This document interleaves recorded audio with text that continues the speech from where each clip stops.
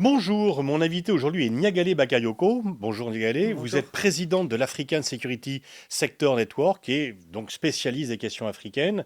Le président Macron vient de faire une tournée en Afrique. Il dit que c'est la fin de la France-Afrique. Ça fait combien de fois qu'on entend que c'est la fin de la France-Afrique? Ça fait très longtemps, hein, en réalité, même dans les années 80, hein, sous Valéry Giscard d'Estaing, il y avait eu un secrétaire d'État à la coopération qui avait annoncé à grand bruit la fin de la France-Afrique. Donc effectivement, c'est une rhétorique très constante dans la politique africaine de la France et qui malheureusement aujourd'hui suscite un profond scepticisme puisque ces engagements réitérés n'ont jamais véritablement été suivis des faits. Alors qu'est-ce qu'on appelle la France-Afrique? Qu'est-ce que représente dans l'imaginaire collectif la France-Afrique? Alors, il y a, à mon avis, deux définitions de la France-Afrique, une négative et une un peu plus positive. La définition la plus positive renvoie aux relations extrêmement étroites, extrêmement intimes, issues de l'histoire, mais aussi de la proximité géographique entre la France et les pays francophones du continent. La définition plus négative, en revanche, met l'accent sur le système de relations assez opaques, voire occultes, qui ont gouverné les rapports entre les dirigeants français et les dirigeants africains sous la Cinquième République, notamment en ce qui concerne le financement des partis politiques, l'attribution des marchés sur le plan économique. Et ce caractère sulfureux des relations entre la France et le continent a effectivement donné lieu à de très nombreuses condamnations par les organisations de la société civile, aussi bien en Afrique qu'en France. Mais il me semble que ce temps de la France-Afrique, sous son volet beaucoup plus contestable, est aujourd'hui révolue, véritablement. Je pense qu'il y a de moins en moins d'opacité en ce qui concerne notamment le financement, les relations politico-économiques truquées. Mais en revanche, ce qui demeure, ce sont des relations privilégiées avec un certain nombre de chefs d'État, notamment, dont la gouvernance est particulièrement autoritaire depuis, non pas des années, mais depuis des décennies, qui aujourd'hui apparaissent absolument incompatibles avec le discours porté par la France qui tend à mettre en avant avant tout la promotion de la démocratie et des droits de l'homme. N'y a-t-il pas une contradiction de communiquer sur la fin de la France-Afrique et se rendre chez Ali Bongo et Sassou Nguesso? En effet, c'est extrêmement problématique, d'autant plus que cette nouvelle visite fait suivre à la visite qui a été rendue cet été par le président Macron au président Paul Biya, qui vient de fêter son 90e anniversaire et qui est au pouvoir depuis plus de 40 ans, et dont la façon de gouverner est loin de répondre aux critères de gouvernance démocratique qui sont prônés par ailleurs pour d'autres pays par la diplomatie française. Effectivement, aller rencontrer le président Ali Bongo, bien entendu, dans un cadre multilatéral sous couvert du One Forest Summit, qui est une rencontre qui touche aux questions environnementales, ne permet pas d'effacer malgré tout le fait que Ali Bongo a été désigné dans le cadre d'une succession dynastique avec un scrutin contesté de toutes parts pour succéder donc à son père, Omar Bongo, et qui continue de figurer parmi les pays les plus autoritaires en Afrique. Il en va de même du Congo, gouverné là aussi depuis des décennies par Denis Sassou Nguesso. Vous avez alerté depuis longtemps, et je vous ai entendu plusieurs fois, y compris dans les cercles officiels, lancer des alertes sur la perte d'influence de la France en Afrique. Est-ce que vous Vous avez joué les Cassandres, mais les Cassandres n'ont pas toujours tort. Comment vous qualifierez l'influence de la France en Afrique aujourd'hui, le poids de la France? Est-ce qu'il y a un déclassement? Est-ce qu'il y a une perte d'influence? Quelle est la situation? Malheureusement, oui, il y a un déclassement, mais qui, à mon avis, aujourd'hui, va au-delà de ça.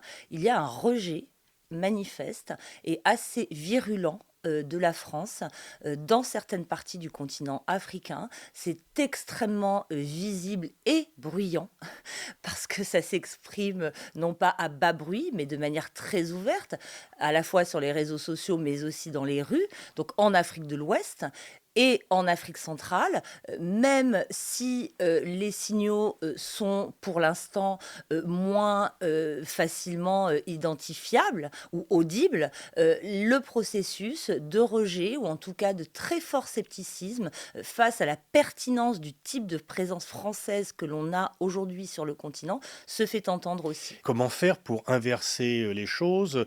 Est-ce que le en même temps de Macron, parce que on ne sacrifie pas le présent et avec les dirigeants en poste, mais on prépare la jeunesse, est-ce que cette démarche, que faire pour venir inverser ce déclassement?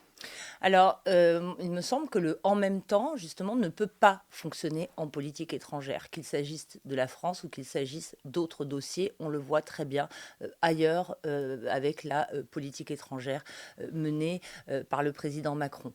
Sur le continent africain, il est évident aujourd'hui que le deux poids deux mesures et l'absence de cohérence de la politique ne peut plus se poursuivre sous peine de perdre encore davantage d'influence et d'être vraiment poussé dehors de manière encore plus violente que ça ne l'est aujourd'hui. Il faut rappeler que la France a été forcée de quitter et le Mali et le Burkina Faso, ce qui ne s'était jamais produit, ce qui est quand même un signe d'humiliation et un signal extrêmement préoccupant. Mais on s'aperçoit aussi, je pense que lorsqu'on regarde le cas du Tchad, pour moi, il est significatif de ces incohérences qui ne sont plus acceptées par les opinions publiques africaines, mais aussi par certains États. C'est-à-dire que lorsque, dès le lendemain du décès du président Idriss Déby, une junte militaire s'installe au pouvoir de manière absolument inconstitutionnelle, plaçant à sa tête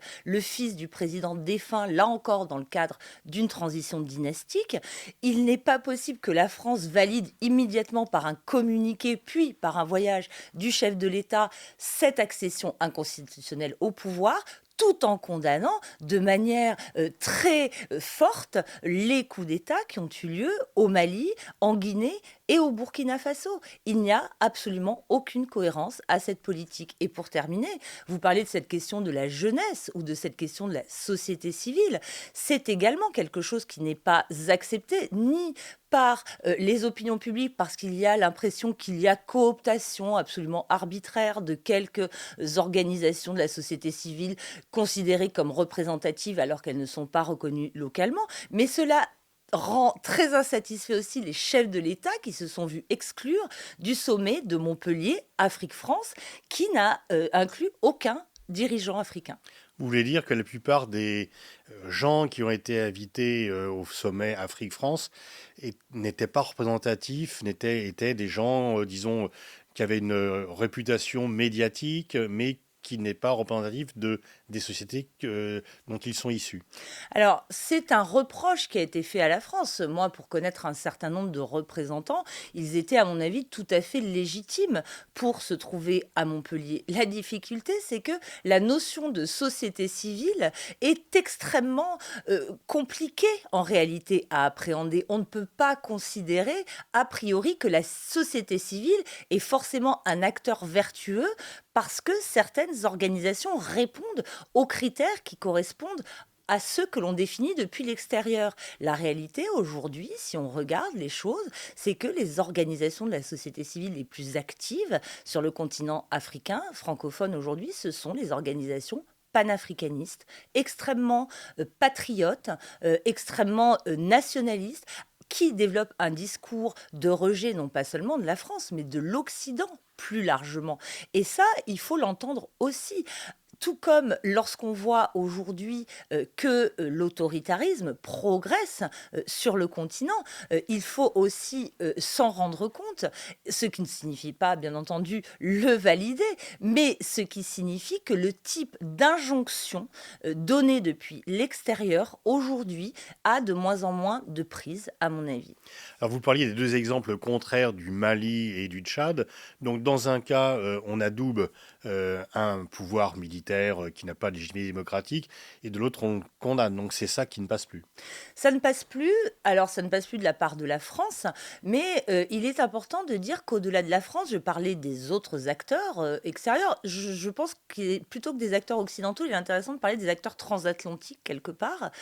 Donc il y a ce rejet, mais il y a un rejet aussi des acteurs multilatéraux, ce qui est très préoccupant. C'est-à-dire qu'aujourd'hui, les Nations Unies sont mises en cause de manière là aussi très virulente, hein, parfois dans les pays où elles sont déployées, comme en RDC, notamment avec la MONUSCO ou avec la MINUSMA au Mali. Et on s'aperçoit que ce rejet, enfin cette remise en cause, touche aussi un nombre croissant d'organisations non gouvernementales extérieures. Parce que, justement, aujourd'hui, l'Afrique, dans son ensemble, n'accepte plus qu'on lui donne des leçons, notamment en matière de bonne gouvernance. Donc vous parliez tout à l'heure du renvoi du départ des Français à la demande des gouvernements au Mali et au Burkina, des régimes autoritaires, mais qui ont le soutien de la population dans le rejet. C'est-à-dire que ce n'est pas des pouvoirs militaires qui ont, de façon illégitime et sans le soutien de la population, demandé le départ des troupes françaises. Il y a aussi, dans ce cas-là, ils ont représenté, malgré leur caractère non légitime de leur pouvoir, ils ont représenté, disons, un peu une aspiration populaire. De ce point de vue-là, absolument. Il est un fait que les libertés publiques ont été, notamment au Mali, quasiment supprimées en termes d'expression. Donc, les médias, les ONG ont un espace d'expression vraiment très limité. Tout ça pour indiquer qu'elles ne soutiennent pas forcément les gouvernements en place. Mais là où effectivement ces gouvernements rencontrent de manière très large l'assentiment de ces populations, c'est donc leur dénonciation des politiques menées par les partenaires étrangers. Et pourquoi ce soutien populaire? Parce que en réalité, on s'aperçoit qu'il y a un échec collectif des partenaires extérieurs à remplir ou à répondre aux promesses qu'ils ont faites, aux engagements qu'ils ont pris. C'est très clair en matière de sécurité. La France n'a pas réussi à éradiquer le terrorisme comme elle s'y était très imprudemment, à mon avis, engagée. Mais si l'on regarde les autres acteurs, c'est leur cas également. Les acteurs de développement, si souvent idéalisés, aujourd'hui sont aussi remis en cause sur le terrain parce que les populations, les opinions publiques disent mais en réalité on ne voit pas les bénéfices de ces programmes. On s'aperçoit que très souvent il y a beaucoup d'intermédiaires, notamment en provenance des pays occidentaux qui en profitent davantage que nous. Donc le rejet est de plus en plus massif parce que on estime que tout simplement les pays extérieurs n'ont pas été en mesure d'apporter des solutions aux problèmes de sécurité et aux problèmes économiques du continent africain. Alors qu'est-ce qu'il faudrait faire? Parce que est-ce qu'il faudrait couper avec les régimes existants en disant, bon, on va souffrir pendant quelques temps, mais on parie sur l'avenir et sur la génération suivante? Est-ce que c'est aussi radical que cela? Est-ce qu'il faut avoir un choc où on continue les deux et on va continuer à s'enfoncer? Est-ce que vous pensez qu'il y aurait une sorte de thérapie de choc dans les relations entre la France et les pays africains? En tout cas, il y a un choix à faire. Il est très compliqué d'avoir un discours comme celui du 27 février qui annonce que la démocratie est l'intérêt de la France et, comme vous l'avez souligné, de rendre visite au président Sassou Nguesso dans la foulée. Bien entendu, on nous dira qu'il faut dialoguer avec tout le monde. C'est certain, mais dialoguer ne signifie pas valider par une visite officielle. C'est là qu'il y a sans doute des marges à trouver. Moi, il me semble que la première étape est de se rendre compte que le continent africain a beaucoup évolué au cours des 20 dernières années, notamment dans ses relations avec le monde non français et non européen. Il y a énormément de rapports, de sommets, de rencontres qui se sont développées avec la Turquie, avec l'Inde. On parle beaucoup de la Chine, de la Russie, mais des acteurs comme le Brésil, etc., ou comme le Japon, la Corée du Sud. Tous, Israël, de plus en plus présent également sur le continent, ont désormais développer des partenariats de différents types d'ailleurs, mais qui doivent être pris en compte davantage par la diplomatie française qui n'est désormais qu'une option parmi tant d'autres. Alors, qu'est-ce que ces pays proposent que ne propose pas la France? Alors, d'abord, il ne propose pas forcément une réponse globale à absolument tout. Peut-être que l'une des difficultés de la France, et l'on l'a encore noté dans le discours du président Macron, est de vouloir être présente sur le plan sécuritaire, sur le plan économique, sur le plan culturel, sur le plan sportif, sur le plan du développement. Non, les autres partenaires, très souvent, choisissent une sorte de niche sur laquelle ils s'investissent de manière particulièrement active. Si on prend l'Inde, par exemple, d'un point de vue économique, elle est très investie sur le segment de l'industrie du médicament dans ses rapports avec l'Afrique. La Turquie est très présente à travers les compagnies de construction, d'infrastructures, sa compagnie aérienne, qui est l'un des premiers opérateurs sur le continent, et également dans le commerce des drones. C'est l'un des premiers partenaires africains.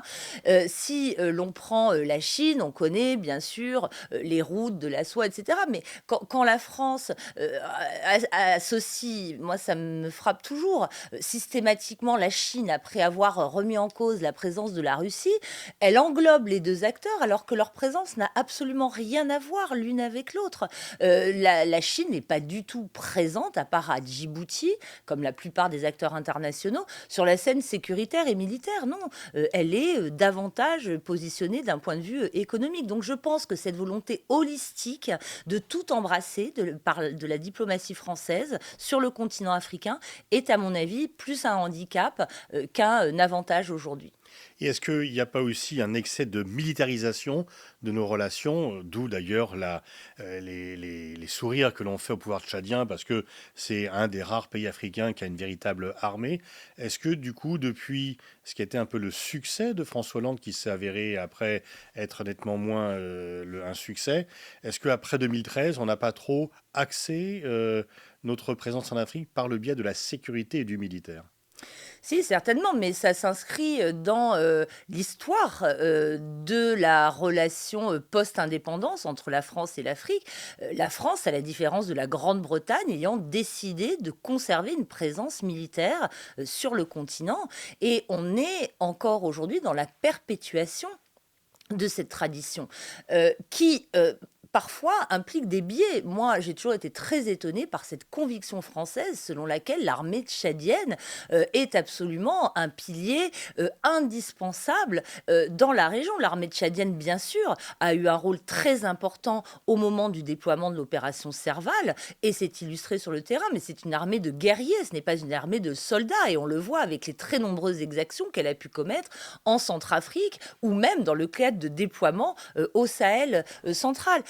Pour l'avenir de cette présence militaire, les annonces qui ont été faites démontrent une très grande difficulté en réalité à renouveler la proposition sécuritaire qui est faite par la France. Parce que lorsqu'on propose que les bases militaires, notamment de l'ouest du continent, soient transformées en académies co-gérées. Bon, tout d'abord, ça provoque l'ire locale en disant, mais enfin, au nom de quoi la France gérerait de manière conjointe avec nos armées ces bases. Mais surtout, on s'aperçoit que c'est une solution qui existe déjà.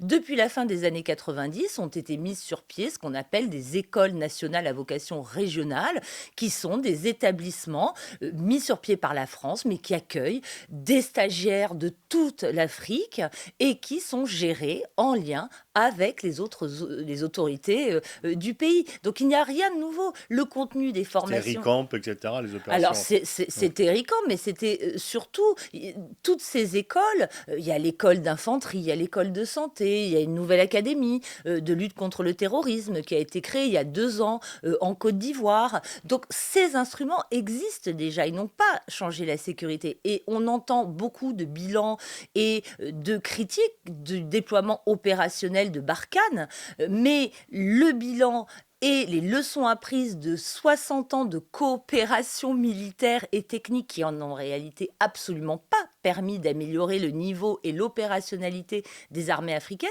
n'est toujours pas fait et ce sont toujours les mêmes solutions que l'on recycle en réalité. Alors, est-ce que ça provient, en fait, à vous écouter, en fait, il y a un manque de connaissances, il y a un défaut d'analyse, c'est un logiciel, c'est que on applique une politique qui est basée sur des présomptions et moins sur l'étude des réalités.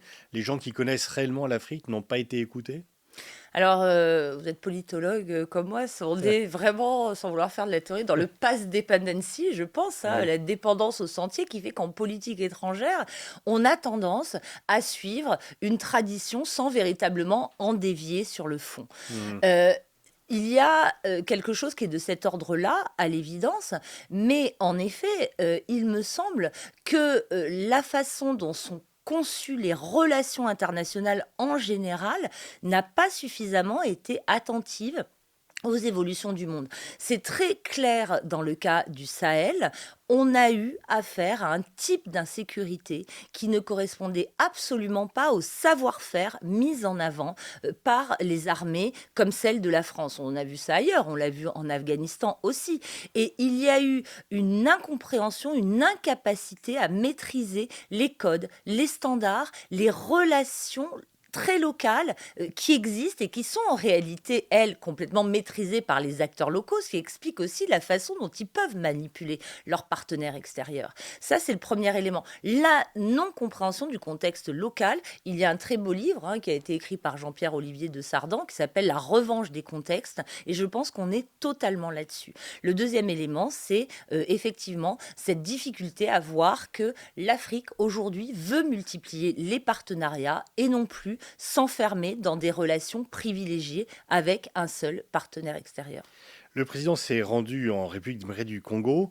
Le docteur Mukwege, prix Nobel de la paix, appelle à l'aide depuis longtemps. Et en fait, on a du mal. Est-ce que c'est parce que c'est le Rwanda qui est en cause et que du coup, on a un peu les mains liées? Mais du coup, on présente à la fois la République démocratique du Congo comme le pilier de la francophonie et on ne fait pas grand-chose pour l'aider. Alors, il y a deux problèmes. D'abord, vous parlez de ce pied de la francophonie. Là aussi, est-ce que depuis une trentaine d'années, il n'y a pas eu un mépris en réalité de la diplomatie et des dirigeants français pour cet instrument de la francophonie qui a toujours été considéré comme suranné et d'importance totalement secondaire? On voit aujourd'hui que c'était une erreur de l'avoir abandonné. Le second élément, c'est effectivement celui de l'absence de choix. Vous parlez de ce conflit entre la RDC et le Rwanda, qui se manifeste à travers la présence du M23 sur le territoire congolais.